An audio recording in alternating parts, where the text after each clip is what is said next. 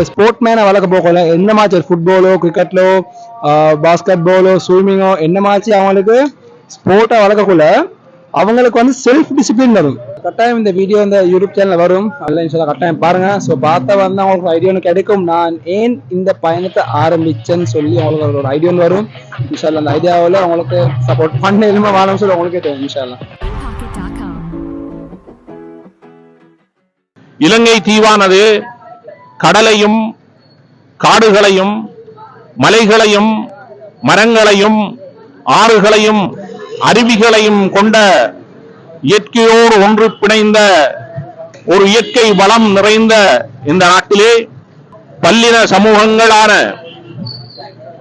தமிழர்கள், பேகர்கள், முஸ்லிம்கள், சிங்களவர்கள் என பல்லின சமூகங்கள் வாழுகின்ற இந்த இலங்கை தீவு இருந்து கொண்டிருக்கின்றது. இந்த நாட்டிலே இலங்கை தீவிலே பல்லின சமூகங்கள் வாழுகின்ற போது இங்கே ஒற்றுமையிலே ஒருமைப்பாட்டிலே இன சௌஜன்யத்திலே எல்லாம் ஒரு சேதாரங்கள் காணப்படுகின்றது. அதனால் இந்த நாட்டை கட்டியெழுப்புவதற்காக காணப்படுகின்ற இந்த இளைஞர்கள் தான் இந்த நாட்டை கட்டியெழுப்புவதற்கான தூண்களாக இருந்து கொண்டிருக்கின்றார்கள். அவ்வாறு அவர்கள் இந்த நாட்டிலே இருந்து கொண்டிருக்கின்ற போது இந்த நாட்டிலே பல சேதாரங்கள் ஒற்றுமையிலே ஒருமைப்பாட்டிலே இருப்பதாக கண்டு கொண்டிருக்கின்றார்கள், இனம் கண்டு கொண்டிருக்கின்றார்கள். அதனால் இலங்கை எல்லா இடங்களிலும் இளைஞர்கள் புறப்பட்டு இந்த நாட்டிலே இன சௌஜன்யத்தை நிமிர்த்துவதற்காக நேராக்குவதற்காக ஒற்றுமைப்பட்டு இந்த பிரச்சனைகளை எல்லாம் தீர்த்து வைப்பதற்காக அவர்கள் கால் கடுக்க நடையாக சென்று ஒவ்வொரு ஊராக ஒவ்வொரு இடங்களிலும் பல செய்திகளை ஒற்றுமைப்படுங்கள் என்று சொல்லிக் கொண்டிருக்கின்றார்கள். அந்த வகையிலே அண்மையிலே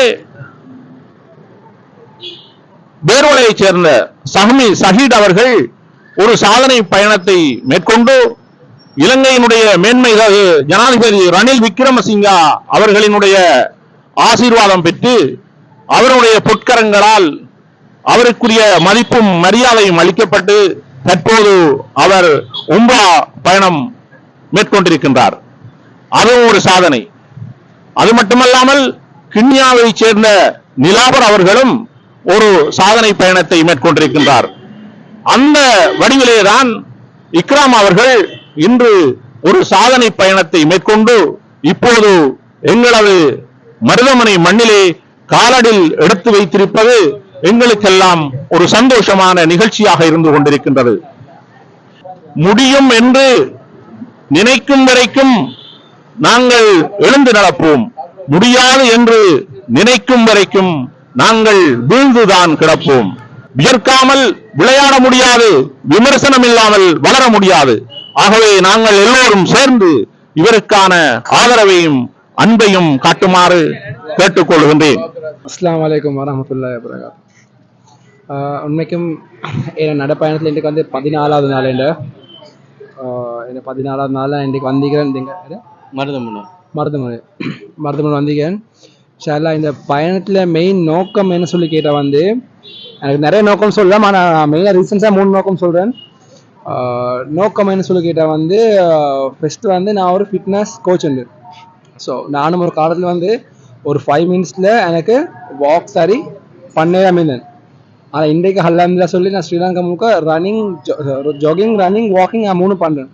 உண்மைக்கு அது அல்லட ஒரு இதில் அடுத்த விஷயம் இப்போ எந்த ஃபிட்னஸ் லைஃப் ஸ்டைலை வந்து நான் வந்து ஆட்களுக்கு சின்ன ஆட்கள் வந்து பெரிய ஆட்கள் மட்டும் நான் ஷேர் பண்ண ஆசைப்படுறேன். அடுத்து ஃபிட்னஸ் லைஃப் ஸ்டைலில் ஏன் ஷேர் பண்ண ஆசைப்படுறேன்னா வந்து உண்மைக்கும் உங்களுக்கு தெரியும் ஸ்ரீலங்காவில் நிறைய பேர் வந்து ட்ரக்ஸுகளுக்கு எடிக்ட் ஆகிக்கிறாங்க. உங்களோட சொல்றது 100% ட்ரக்ஸுகளுக்கு எடிக்ட் ஆகுறாங்க. அப்போ உங்களோட பிள்ளைகளை வந்து சின்ன வயசுலேருந்து ஒரு ஸ்போர்ட்டியாக வளர்க்க போகல, ஸ்போர்ட் மேனை வளர்க்க போகல என்ன மாதிரி ஃபுட்பாலோ கிரிக்கெட்லோ பாஸ்கெட் பாலோ ஸ்விம்மிங்கோ என்ன மாதிரி அவங்களுக்கு ஸ்போர்ட்டாக வளர்க்கக்குள்ள அவங்களுக்கு வந்து செல்ஃப் டிசிப்ளின் வரும். செல்ஃப் டிசிப்ளின் வந்தால் சொல்கிறேன் எவ்வளோ அவங்களோட பிள்ளைகளுக்கு யார் சார் ஒருத்தர் ஸ்மோக்கோ ட்ரிங்கோ என்ன மாதிரி சம்திங் என்ன மாதிரி கொடுத்தாண்டா கட்டாயம் குடிக்க மாட்டாங்க. ஏன்னா அவங்களுக்கு வந்து ஸ்போர்ட் பண்ற சொல்லி செல்ஃப் டிசிப்ளின் நீங்க. இல்லாட்டி நீங்க உங்களோட பிள்ளைகளை எவ்வளவுதான் பண்ணவானா ஹராம் சார் இல்ல அப்படி சொன்னதுக்கு வேலை இல்லை. அவங்க அந்த ஜென்ரேஷனுடைய பழக போகல வந்து அவங்க வந்து ஆட்டோமேட்டிக்லி வந்து அவங்க குடிச்சு படுவாங்க. ஸோ அவங்க ஸ்போர்ட் மேனை வளர்க்க போகல வந்து ட்ரக்ஸ் யூஸ் பண்ண மாட்டாங்க. அதுதான் உண்மை. இல்லாட்டி வந்து அவங்களுக்கு தெரியும் ஸ்ரீலங்கா ஜென்ரேஷன் வந்து 100% ட்ரக்ஸுக்கு எடிக்ட் ஆகி தான் இருக்கிறாங்க. அது வந்து என்ன முதல் நோக்கம். ரெண்டாவது நோக்கம் வந்து நான் இந்த ஜேனியை பண்ற மெயின் ரீசன் வந்து கேன்சர் ஹாஸ்பிட்டலுக்கு டொனேஷன் பண்ணணும்னு சொல்லி. ஸோ இப்போ கேன்சர் ஹாஸ்பிட்டல் டொனேஷன் பண்ண சொல்லி தனிப்பட்ட முறையில் எனக்கு பண்ண முடியாது. அந்த கேன்சர் ஹாஸ்பிட்டல் 100 பேரோ 500 பேரோ இருப்பாங்க. ஸோ தனிப்பட்ட முறையில் 100 பேரோ 500 பேரோ பண்ண முடியாது. ஸோ உங்களோட சப்போர்ட் உங்களோட ஆதரவு கட்டாயம் வேணும். ஸோ நீங்கள் நினைச்சா கட்டாயம் 500 பேர்ல 2000 பேர் பண்ண முடியும். அப்போ உங்களோட சப்போர்ட்காக வேண்டியது தான் நான் பண்றது. ஏன்னா வந்து நான் ஜோகிங் நான் பண்ணக்குள்ள எல்லாருடைய ஃபோக்கஸ் வந்து என்ன மேல தான் இருக்கும். அந்த அவதானம் வந்து என்ன மேல தான் இருக்கும். அப்போ அந்த அவதானம் என்ன மேல இருக்கக்குள்ள நான் என்ன மெசேஜ் போடுறோம் தகுந்த ஆளுகளுக்கு வந்து போகும் பார்ப்பாங்க. அப்படி பார்க்கக்குள்ள ஸோ எனக்கு வேணும் வந்து கேன்சர் ஹாஸ்பிட்டலுக்கு என்னையால முடிஞ்ச என்னையால் மட்டும் மக்களால் எல்லாம் சேர்ந்து முடிஞ்ச அவங்களுக்கு என்ன பண்ணலுமோ அது எங்கட கடமையா செஞ்சு கொடுக்குறது. இல்லாட்டி தனிப்பட்ட முறையில் பண்ணுவது. கேன்சர் ஹாஸ்பிட்டலுக்கு நீங்க போயிட்டு இருப்பீங்கன்னா தெரியாது. ஸோ அங்கே போனவோட வாழ்க்கை இருக்கும்.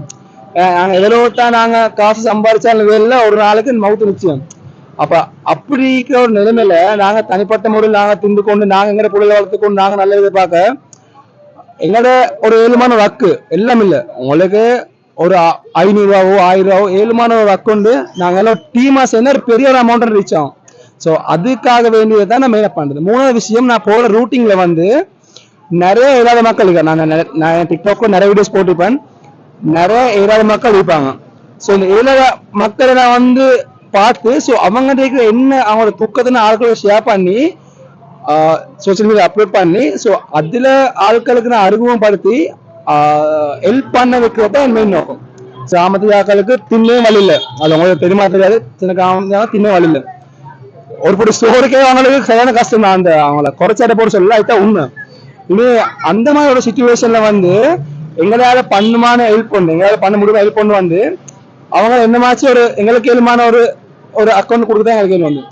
ஸோ இந்த மாதிரி 3 நோக்கத்துக்காக வேண்டியது தான் என்ன பயணம் ஆரம்பிச்சேன். இன்ஷா அல்லாஹ் அது அல்லாஹ் இதுல எல்லாம் சரி வந்து கொண்டு போகுது. இன்ஷா அல்லாஹ் எனக்கு வேணும் வந்து என்ன பயணம் முடிஞ்ச பிறகு சரி இக்ரம் வந்து ஒரு பேர் ரீச் ஆயிட்டான், சரி அவன் செலிபிரேட் ஆயிட்டான், ஒரு பேர் வந்து அப்படி அந்த நோக்கம் வரக்கூடாது.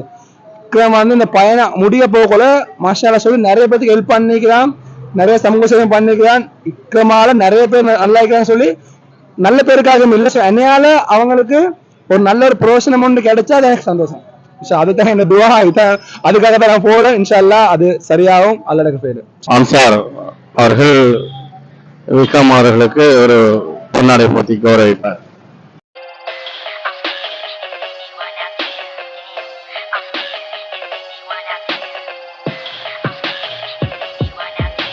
I wish you the best of luck and prosperous life in future.